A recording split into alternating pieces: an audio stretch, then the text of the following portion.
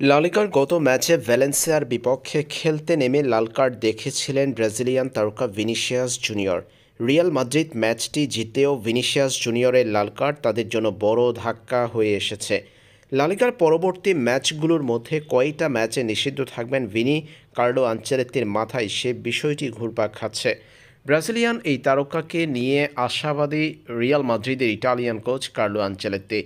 Vinicius জুনিয়রকে অন্তত নিষেধাজ্ঞা দিবে না লিগ কর্তৃপক্ষ। ভ্যালেন্সিয়ার গোলরক্ষকের মুখে ধাক্কা দিয়ে ভিনিসিয়াস জুনিয়র লাল কার্ড দেখেন সেই ম্যাচে। এই ঘটনার পর ভিনিসিয়াস জুনিয়রের নিষেধাজ্ঞার বিষয় নিয়ে সামাজিক যোগাযোগ মাধ্যমে চলছে আলোচনা সমালোচনা। ভিনিসিয়াস জুনিয়র লাল কার্ড দেখার মতো কোনো ঘটনা ঘটাননি বলে দাবি করছে রিয়াল মাদ্রিদ। রিয়ালের কোচ কার্লো আনচেলত্তি জানিয়েছেন, লিগ কর্তৃপক্ষের কাছে আপিল করবে তারা, যাতে করে পরবর্তী কোনো ম্যাচে নিষেধাজ্ঞার মুখে পড়তে না হয় ভিনিসিয়াস জুনিয়রকে। গুঞ্জন আছে ভিনিসিয়াস জুনিয়র ২ ম্যাচের নিষেধাজ্ঞায় পড়তে পারেন, অর্থাৎ লা লিগার আগামী ২টা ম্যাচে নিষিদ্ধ হতে পারেন ভিনিসিয়াস জুনিয়র।